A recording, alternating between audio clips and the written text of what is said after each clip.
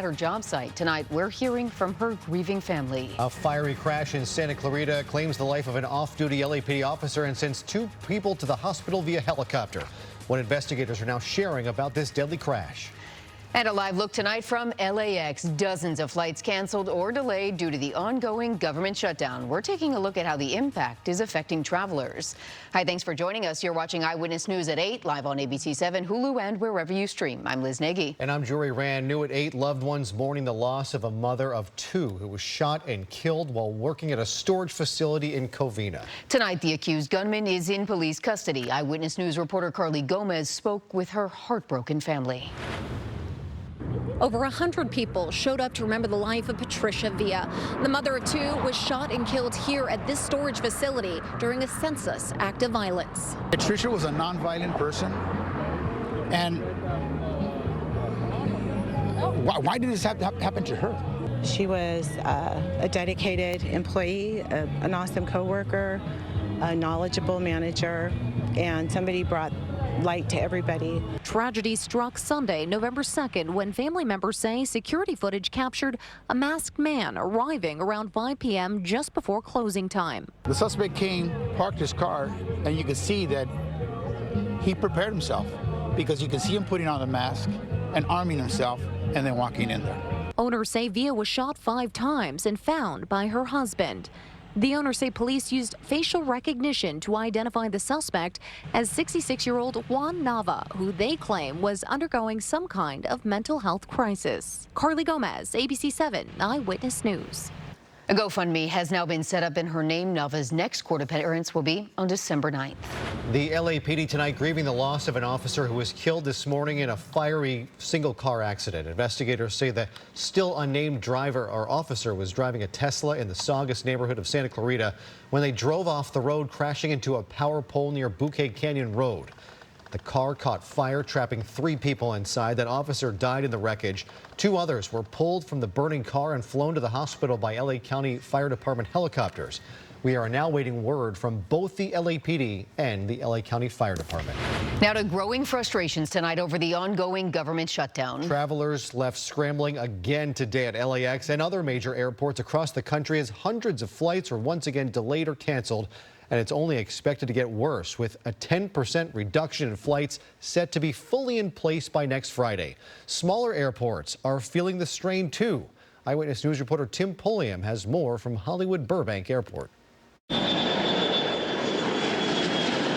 Most planes are taking off on time at Hollywood Burbank Airport. But it's the planes arriving from other airports that caused more than a dozen delays. The FAA's flight reduction order forcing U.S. airlines to cancel more than 1,000 flights nationwide on the second day of cuts tied to the government shutdown. It's really hard to deal with uncertainty. Daphne Ross is headed home to San Jose out of Hollywood Burbank Saturday, hopefully with no issues. That wasn't the case Friday. My flight was supposed to leave 6:30 a.m. from San Jose to Burbank. It was delayed until 7:30, then 7:50, then 8:10, and then it was canceled. The Bay Area has 2 airports that are among the 40 airports forced to cut up to 10% of flights. Brenda Ireland and her husband of North Carolina arrived to Burbank after their connecting flight in Dallas was delayed by 30 minutes. It doesn't need to be like this. It doesn't have to be like this. The whole thing's ridiculous. According to FlightAware, 52 flights were canceled at LAX Saturday. More than 200 were delayed. The government shutdown putting a critical strain on staffing the air traffic control system. Those workers and TSA agents are not getting paid, some calling out. Travelers say the fallout is not fair. This is the perfect example of politicians taking out their problems on regular people, and it's really a shame, and everyone involved should be held accountable. Transportation Secretary Sean Duffy insists the drastic cuts are needed to relieve pressure on the system. Some people have second-guessed what we've done. We have not politicized the airspace. We've been working incredibly hard to make sure that there's minimal disruption to the best of our ability and still keep it safe. Some travelers are trying to stay positive about this while also being concerned. Now, if you are traveling soon, just remember that it is the airline's responsibility to notify you of any changes, rebook your flight, or offer a refund. Tim Pulliam, ABC 7 Eyewitness News. It's day 39 of the government shutdown, and the Senate convened a rare Saturday session. You're looking live at the Capitol right now, where both sides continue to dig in their heels with no signs of budging. Senate Minority Leader Chuck Schumer proposed a plan by the Democrats to end the shutdown. It included a one-year extension of Affordable Care Act tax credits, but Republicans quickly shot it down, some backing a plan to send the subsidies directly to American citizens instead of insurance companies. Both parties continue to accuse the other of failing to reopen the government. The Democrat leader's proposal is a non-starter for the Republican majority. The Democrat leader wants to believe that this is a, quote, simple proposal, that it is some sort of compromise, but it is not. For this administration to go all the way to the Supreme Court just to get out of having to pay SNAP benefits for hungry kids is pathological levels of vindictiveness. This crisis is in the administration's hands. It's all them, not anyone else. Senate Leader Republican John Thune says he intends to keep the Senate in session until the government reopens. And millions of Americans depending on SNAP food benefits are once again in limbo this weekend after a late-night move by the Supreme Court. After an appeal by the Trump administration, Justice Ketanji Brown Jackson temporarily paused a lower court's ruling that was requiring the government to fully fund the program for this month. At least 5 million SNAP recipients here in California have already received their November benefits, but others remain waiting. As Eyewitness News reporter Monica de Anda shows us, it's the food banks that are now coming to the rescue. Middle lane, middle lane. One by one, hundreds of cars stop by this drive-through food distribution event at the San Gabriel Valley Airport. Frozen chicken, as well as canned fruits, vegetables. I saw yogurt. I heard about this drive. Well, I'm coming down here and, stock some extra food in my fridge.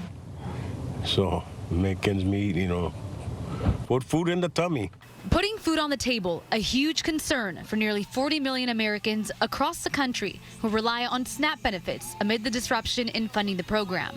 It's a lot of stress. It's bad. I mean, everybody's struggling, not just myself. There's a lot of single moms out there with kids.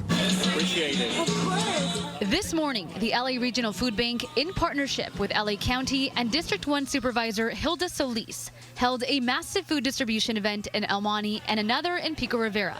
At this location, more than 4,000 boxes of food were handed out to families in need. We're coming into the holidays, and a lot of people are looking in their pocketbooks and not seeing a lot of money, quite frankly. So this comes in at a very appropriate time for many families. In a late Friday night order, Supreme Court issued a temporary pause on a lower court's order that required the Trump administration to fully fund SNAP for the month of November by the end of the day yesterday. The legal battle still unfolding as millions of Americans are caught in the middle. It's crazy because I checked this morning and I still don't have any of the funds, so I don't know when. Trump's got to stop all this. Across town at the Baldwin Hills Crenshaw Plaza, over 1,000 families also receiving food help. People are starving out there. They're hungry. They're embarrassed. This is a blessing for the community. And amid all the uncertainty, people we spoke to are doing their best to stay positive. No matter what happens, you still got to keep going forward. And if you'd like to volunteer or donate, you can always head to the lafoodbank.org. And if you need food assistance right this moment, we have resources available up on our website, abc7.com. Reporting in El Monte, Monica de Anda, ABC7 Eyewitness News. Monica, thank you. Another major milestone this weekend in the recovery from January's devastating wildfires. Will Rogers State Historic Park reopened to the public today.